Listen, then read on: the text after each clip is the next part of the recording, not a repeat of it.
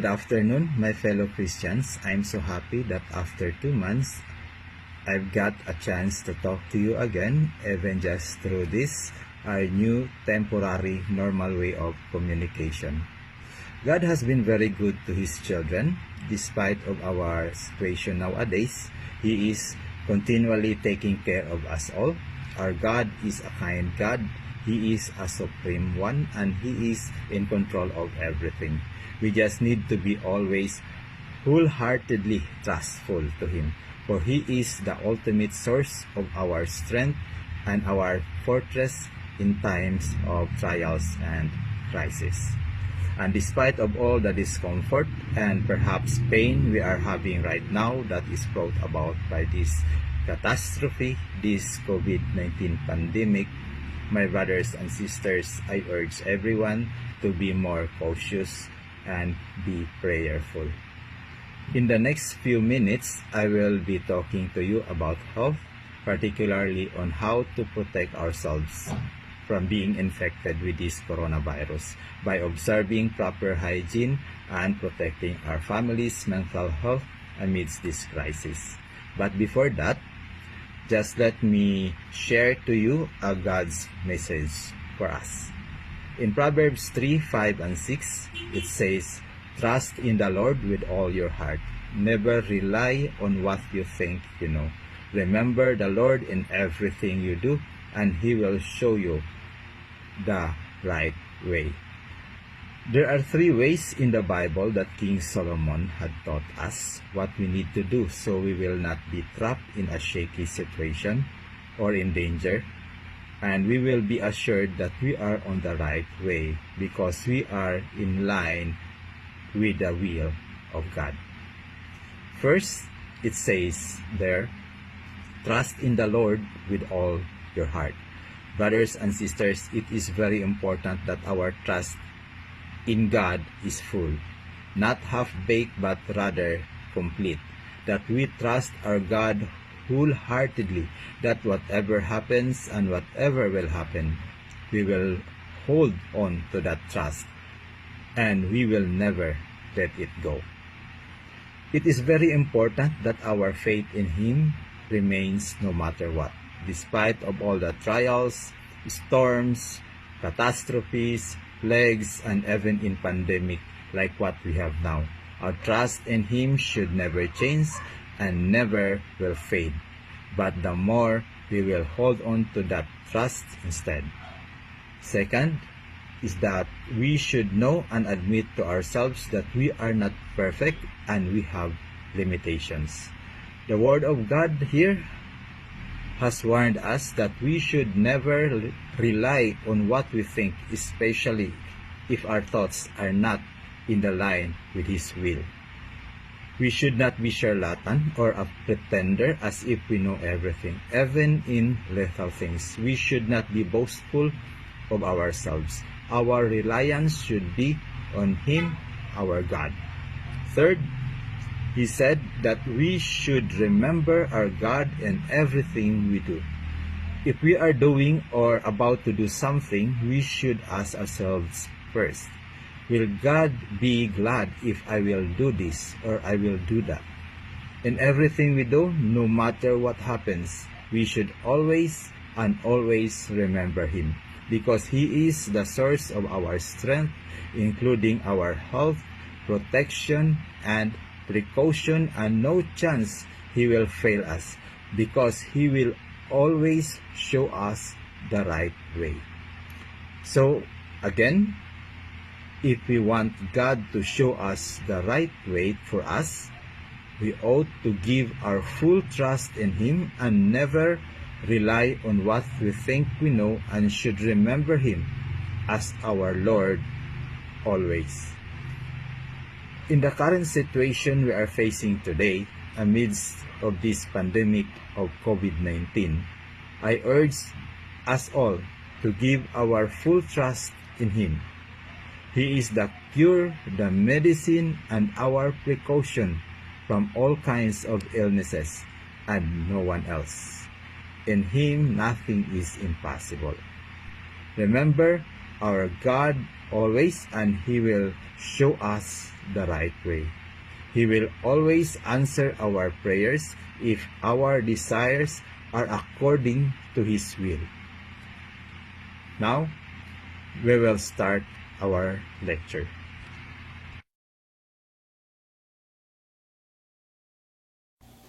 Good afternoon. Now, we will talk about proper hygiene in this time of crisis. First is our personal hygiene. Simple hygiene measures can help protect our family's health and everyone else. Taking a bath every day, cleaning our surroundings may help stop microbes from giving us diseases. So, to prevent being infected by coronavirus, one is advised not to touch with her face, avoid touching your eyes, nose, and mouth. This is true especially if you are with somebody who is infected with this virus. Don't cough or sneeze into your hands. Cover your mouth and nose with your elbow or tissue when coughing or sneezing. Dispose of used tissue immediately. Another one is keep your distance, or this is commonly known now as social distancing. Maintain a distance of at least 1 meter or at least 3 feet, especially from people who are coughing or sneezing. Next is very, very important. Wash, and wash your hands. Yes, you are hearing it everywhere because it's the best line of defense. Wash your hands frequently with soap and water for at least 20 to 30 seconds. For children, it is easy way to time it by letting them to sing a full happy birthday song twice.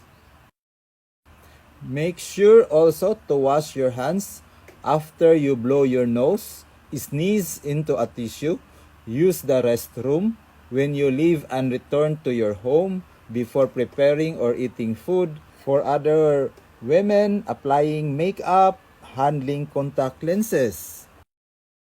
If you are using a hand sanitizer, ensure that it contains at least 60% alcohol. Ensure coverage of all parts of the hands and rub hands together for 20 to 30 seconds again until hands feel dry. If hands are visibly dirty, always wash hands with soap and water. Cold water and warm water are equally effective at killing germs and viruses, as long as you use soap and wash your hands the right way. Next, that we have to observe or do is cleaning around the home or our house. Cleaning and disinfecting high-touch surfaces in our home regularly is an important precaution to lower the risk of infection. It is also wise to follow cleaning product instructions for safe and effective use, including precautions you should take when applying the product, such as wearing gloves and making sure you have good ventilation also. And as we mentioned, for high-touch surfaces to clean and disinfect, every home is different actually. But common high-touch surfaces include, we have the door handles, tables, chairs, handrails, kitchen and bathroom surfaces, taps, toilets, light switches, mobile phones, computers, tablets, keyboards. We have remote controls, the game controllers, and other favorite toys of the kids. Now, we will go to what to use to clean and disinfect.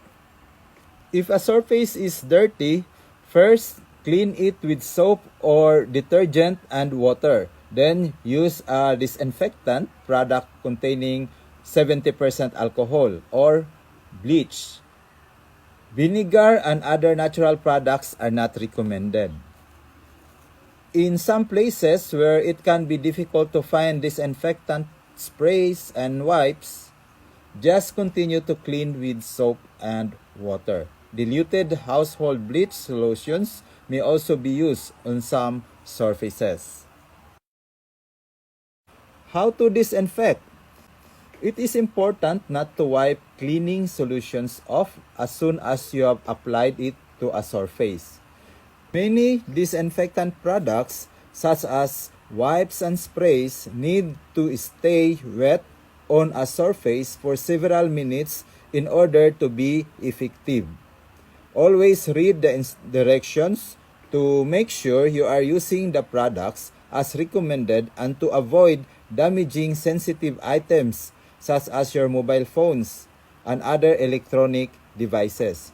Consider using wipeable covers for electronics. In cleaning clothes, it is currently unclear how long the COVID-19 virus can survive on fabric.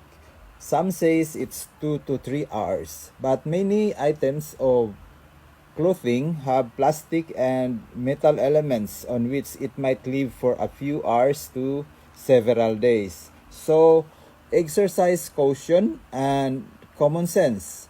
Good practices to consider include removing your shoes when you enter your home and changing into clean clothes when you return home after being in crowded places, and washing your hands with soap and water immediately afterwards. In doing laundry at home, one is advised to clean bed sheets, towels, and clothes regularly. Make sure you don't shake dirty laundry. This is to minimize the possibility of dispersing the virus through the air. Launder items with soap or detergent using the warmest appropriate water setting and dry items completely. These steps both help to kill the virus. Wash your hands with soap and water again or use an alcohol-based hand rub immediately afterwards. Wash or disinfect your laundry bag and hamper as well. Consider storing laundry in disposable bags. And in case you need to use laundry facilities outside of your home, you have to take some sensible precautions. First, prepare laundry before leaving your home to help minimize the amount of time you spend outside. Try to go at a time when there are fewer people. Maintain physical distance to other people. Wear disposable gloves if available. Disinfect the surfaces of all machines you use and don't touch your face. For indoor laundry facilities, just wait outside for your laundry to finish if you can. Fold your laundry at home. Wash your hands with soap and water again or use alcohol base immediately afterwards. Wash or disinfect your laundry bag or hamper.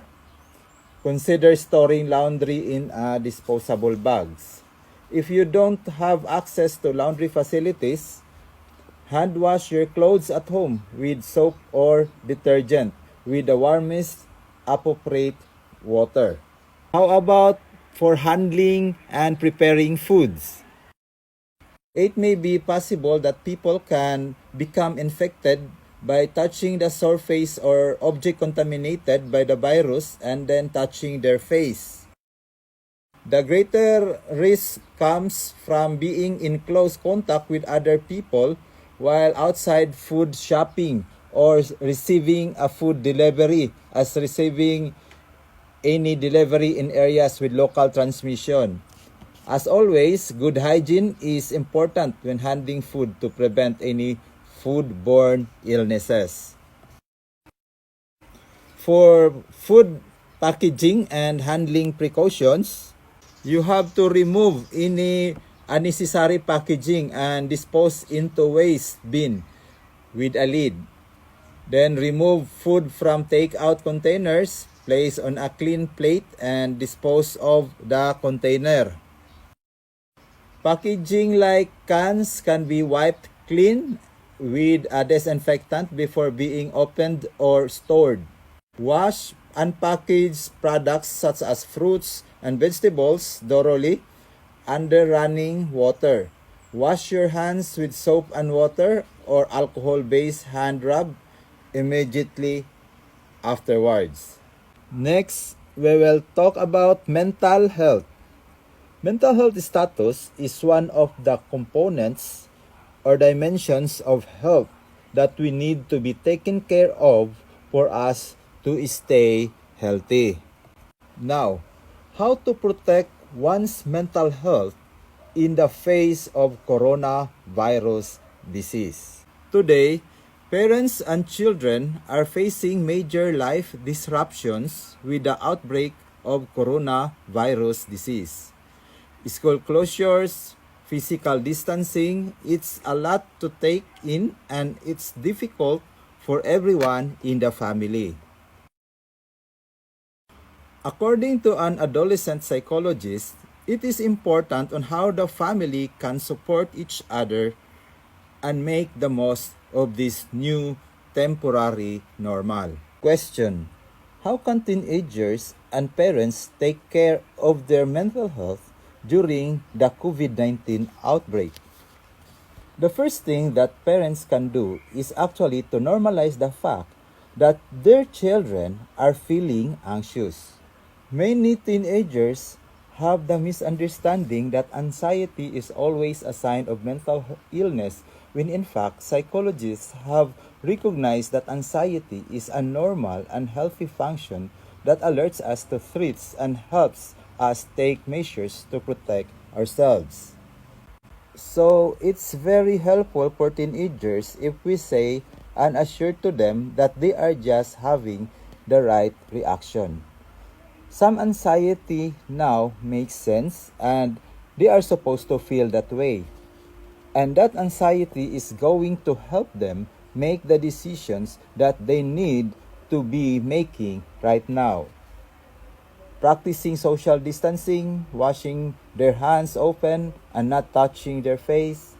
Their anxiety will help them to do what needs to be done right now so that they can feel better. Another thing we can do is to help children look outward. Parents will explain to them that part of why we are asking them to do all these things, like washing their face, staying at home, is that that's also how we take care of members of our community. We think about the people around us. And we can give them also further things to do, how they could help or support other people around them while maintaining social distance. Finding ways to care for others will help young people feel better themselves. Another thing to help with anxiety is to help young people find distractions. The researchers have found that finding positive distractions can help us deal with our anxieties. We will do our homework, we will watch our favorite movies, we get in bed with a novel or read our Bible and have our family devotion. That is very appropriate strategy right now. There is probably a lot to be said for talking about coronavirus and anxiety as a way to seek relief. And there's also a lot to be said about not talking about it as a way to seek relief. And helping kids find that right balance will make a big difference. But wait, there is sometimes a little problem about this one, what we call distractions. especially that it is quite tempting for a lot of teenagers to bury themselves in screens nowadays. How can parents and teenagers best handle that?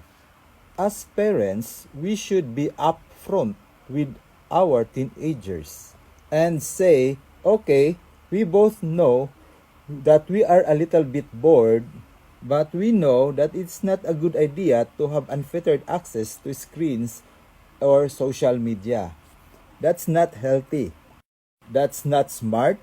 And it may amplify your anxiety. We really don't think having a social media free for all is good idea under any condition. The fact that the kid is not in school and his time is not being taken up by classes doesn't necessarily mean that all of his time should be replaced with social media. So, how do we handle this? How should our plans be? What do we propose to this new normal or new short-term normal? Our kids' time is no longer structured in the ways they are accustomed to. So we have to come up with a structure. We will let them show the structure they have in their mind, and then we can think it through together. Why? Is structure key to maintaining a sense of normalcy? Kids need structure. It is strongly recommended that parents make sure that there's a schedule for the day, that there's a plan for how time will be spent. And that can include playtime where your kids can get on their phones and connect with their friends. But there should also be a technology-free time. Time set aside to help with making dinner, time to go to outside. For if you can be outside, you should. We need to think about what we value, and we need to build a structure that reflects that, and it will be a great relief to our kids to have a sense of a predictable day and a sense of when they are supposed to be working and when they are get to play. This strategy or scheme is very highly recommended, especially for less than 10 or 11 years old kids. And for older teenagers, we could ask them to design their own structure and give them a sense of the kinds of things that should be part of that structure, and then work with what they create. And for younger kids, we should not underestimate their ability to work in a focused way from home. Every family knows their child best, and it may be ideal depending on who is supervising them. Structure their day so that all of those things that need to get done before anything else happens. All of their schoolwork, all of their chores, all of their have to do activities versus get to do activities. Every family gets to do it their own way. And what makes everybody happy? Enjoy that. The bottom line here is that kids need predictability. So don't wake up every day and figure out the schedule. Try a schedule, or maybe try a provisional one for a week as a family, and then review it at the end of the week. So, the parents' own behavior in a time of crisis is very important. As parents, of course, we are anxious too. But our kids know us better than we know ourselves. They will take emotional cues from us. It is important for a parent to know how to manage his own anxiety on his own time. To not overshare their fears with their children. That may mean containing emotions, which may be hard for parents at times, especially if they are feeling those emotions pretty intensely. So it is important for parents to find an outlet for their anxiety that's not their children. We should remember that they are the passengers in this and we are driving the car. And so, even if we are feeling anxious, which of course we are, we cannot let that get in the way of them feeling like safe passengers in our car. Another issue is, should parents ask their children how they are feeling on a regular basis, or does that bring up more feelings of anxiety? The answer is, it depends on the kid. The way we want to approach these things is to find a good balance between expression and containment. So, if your kid is high on expression, you are going to work on containment. If your kid is high on containment, you are going to help them with a little bit of expression. We want some expression and feeling, especially at a time when we should expect kids to have some pretty intense feelings, and we also want those emotions to feel contained. There are times that children may worry about catching the virus but not feel comfortable speaking to their parents about it. Then, how should parents approach the topic with them? Parents should have a calm, proactive conversation with their children about this coronavirus. Let them know that it is possible that you and your children might start to feel symptoms at some point, which are often very similar to the common cold or flu, and that they do not need to feel unduly frightened of this possibility. Parents should encourage their kids to let them know if they are not feeling well or if they are feeling worried about the virus so that the parents can be of help. Adults can empathize with the fact that children are feeling understandably nervous and worried about COVID-19. Reassure your children that illness due to COVID-19 infection is generally mild, especially for children and young adults. It is also important to remember that many of the symptoms of COVID-19 can be treated. From there, we can remind them that there are many effective things we can do to keep ourselves and others safe and to feel in better control of our circumstances, like frequently wash our hands, don't touch our faces, and engage in social distancing. Another issue is there's a lot of inaccurate information about coronavirus disease out there. What can parents do to help counter this misinformation? Start by finding out what they are hearing or what they think is true. It's not enough to just give your kids facts. Find out what they already know and start from there in terms of getting them on the right track.